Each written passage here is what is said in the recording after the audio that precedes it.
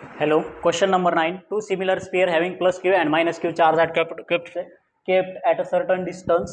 ठीक आहे, between them two if the middle of sphere दोन another similar sphere काय म्हणलेलं आहे की एक स्पियर येतं आहे, काय बोललंय एक स्पियर येतं आहे जिच्यावरती चार्ज काय आहे प्लस क्यू आहे, दुसरी स्पियर येतं आहे जिच्यावरती चार्ज काय आहे मायनस क्यू आहे. ह्यांच्यामधला फोर्स किती राहणार आहे तुमचा, फोर्स जो राहणार आहे तो फोर्स किती राहणार आहे ह्यांच्यामधला इलेक्ट्रोस्टॅटिक्स फोर्स येणार आहे के.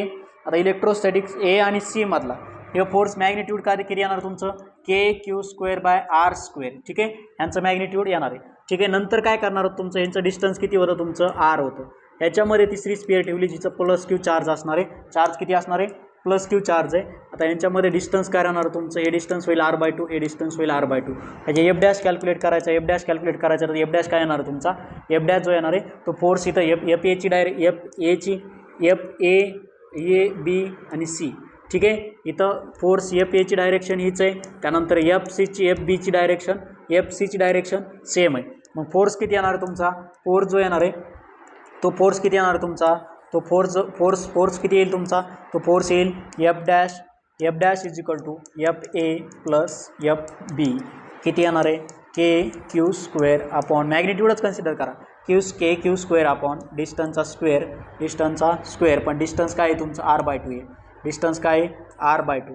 डिस्टन्स जर r/2 असेल तर F k q square upon r/2चा होलचा square plus k q square upon r/2चा होलचा स्क्वेअर. ठीक आहे, याचा स्क्वेअर केला F dash is equal to काय येणार आहे तुमचं, F dash is equation number फर्स्टच आहे पहिल्यांदा, F dash is equal to k q square common काढलं काय येणार आहे तुमचं डिवाइड बाय आर स्क्वेअर आहे तुमचा, आणि इथं काय येणार आहे तुमचं ह्याला डिवाइडला ह्याला 4 येणार आहे, 4 + 4 किती येणार आहे 8 ला वरती शिफ्ट करा.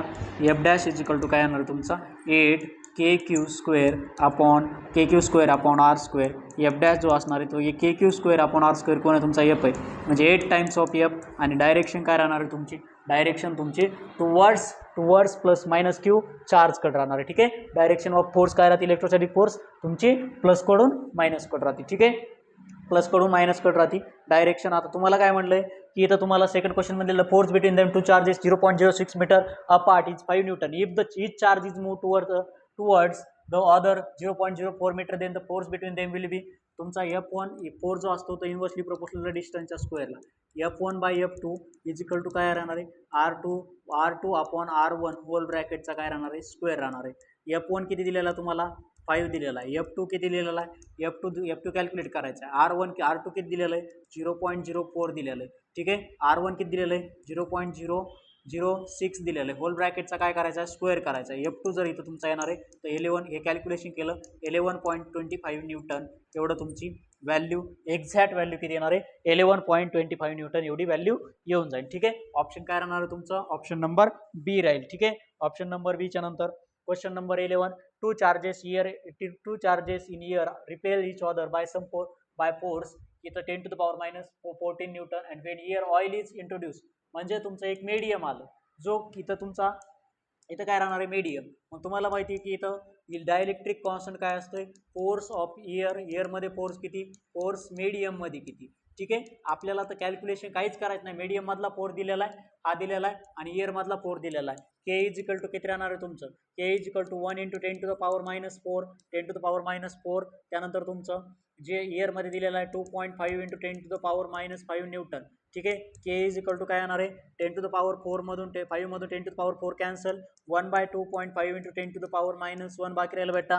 के इज इक्वल टू काय राहिलं याला वरती घेऊन जा 1 × काय येणार तुम्हाला 1 × काय राहिलं तुमचं 1 × 10 to the power 1 आलं अपॉन काय राहायला लागलं 2.5 राहायला लागलं. के इज इक्वल टू काय येणार आहे 10 अपॉन याला पॉवरला शिफ्ट करा 10 अपॉन काय येणार आहे 2.5. ठीक आहे, 10 अपॉन 2.5 इज इक्वल टू काय येणार आहे 2.5 इज इक्वल टू काय येणार आहे डायरेक्टली भाग जातो तुमचा 2.4 ने डायरेक्ट जर भाग जात असेल तर के ची व्हॅल्यू किती आहे तुमची डायरेक्ट्रिक कॉन्स्टंटची व्हॅल्यू किती आहे 4.0 आहे 4.0. ठीक आहे, next charges on each sphere plus आता इथं काय दिलेलं आहे 4 दिलेला आहे.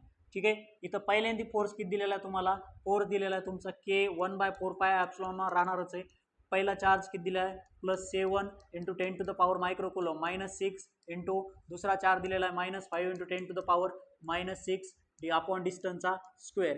7×5 येणार आहे. इथं काय राहणार आहे तुमचा 1/4πε0 4πε0 35 इंटू 10⁻⁻12 -12 अपॉन डिस्टन्सचा स्क्वेअर. ठीक आहे.